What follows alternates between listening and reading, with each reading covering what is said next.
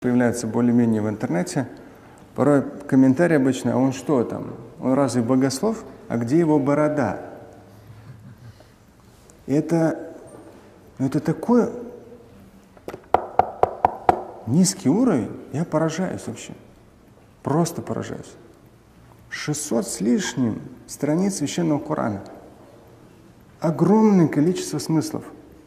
Бороды вообще нету там. Десятки тысяч хадисов. Огромное количество смыслов. Тысячи наставлений, которые можно применять. И борода, может быть, стоит на каком-то 10-тысячном месте.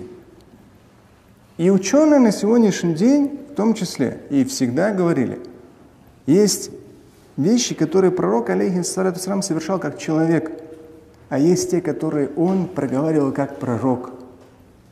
В данном случае, то есть как пророк, таких тысячи хадисов, назидательных. А что касается бороды, ученые говорят, есть разные мнения, в том числе одно из основных мнений, он это делал как человек. Даже если он говорил, отпускайте бороду, да, но это не является чем-то там самым главным.